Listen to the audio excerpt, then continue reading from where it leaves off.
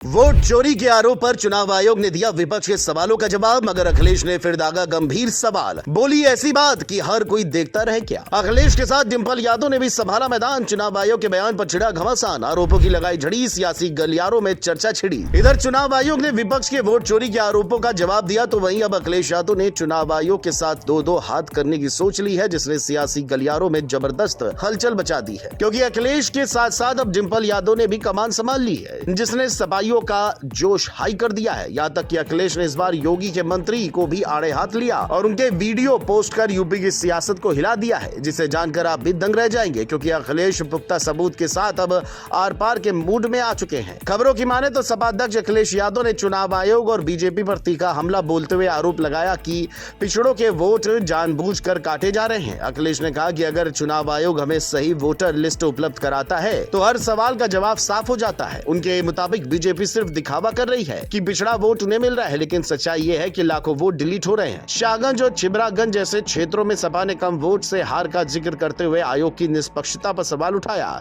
इस बयान के बाद चुनाव आयोग ने प्रेस कॉन्फ्रेंस करके विपक्ष के हर सवाल का जवाब देने की कोशिश की।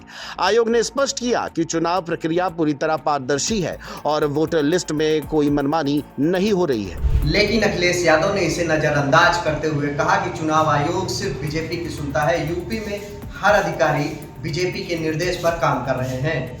सपा अध्यक्ष ने यह भी दावा किया कि एक भी शिकायत पर कोई अधिकारी हटाया नहीं गया, जबकि बीजेपी की शिकायत पर तुरंत कार्रवाई हो जाती है। अखिलेश ने बीजेपी पर हमला बोलते हुए कहा कि उनका मुख्य हथकंडा पिछड़ों के वोट को काटना है। उन्होंने विस्तार से बताया कि कैसे जाति के आधार पर बीएलओ और प्रिसाइडिंग अफसर तय किए जाते हैं। उनका कहना था कि चुनाव आयोग की अधिकारियों की गड़बड़ी पर तुरंत कार्रवाई करनी चाहिए, लेकिन ऐसा नहीं होता। उन्होंने अनुराग ठाकुर के कन्नौज आरोपों का हवाला देते हुए कहा कि सपा ने फर्जी वोटों की पहचान कर डिलीट कराई थी। सपा अध्यक्ष ने 2017 के बाद हुए चुनाव का हवाला देते हुए कहा कि विपक्ष की शिकायतों पर कोई कार्रवाई नहीं हुई, वहीं बीजेपी की शिकायतों पर अधिकारी तुरंत हटाए गए। अखिलेश ने सवाल उठाया कि अगर अधिकारी गड़बड़ी कर रहे हैं तो चुनाव आयोग उनकी निष्पक्षता दिखाने में क्यों विफल हो रहा है। इतना ही नहीं, अखिलेश ने एक वीडियो सोशल मीडिया पर योगी सरकार के मंत्री असीम अरुण का पोस्ट किया है और लिखा है कि भाजपा के इन विधायक और उत्तर प्रदेश के मंत्री जी का एफिडेविट चुनाव आयोग पहुंच गया क्या? चुनाव आयोग इनके खिलाफ क्या करेगा? इसका शपथ पत्र ना सही तो श्वेत पत्र दे। आपको बता दें कि बरेली में मंत्री असीम अरुण ने सर्किट हाउस में प्रेस कॉन्फ्रेंस में कहा था कि मैं खुद कन्नौज से विधायक हूं और अखिलेश यादव वहीं से सांसद हैं। इस लोकसभा चुनाव में कोई भी बूथ ऐसा नहीं बचा जहां बीजेपी के वोट ना कटे हो। हर जगह 10 से 15 ऐसे वोटर मिले जिनके नाम गलत तरीके से वोटर लिस्ट से हटा दिए गए थे। ये चुनावी प्रक्रिया में गड़बड़ी का बड़ा सबूत है।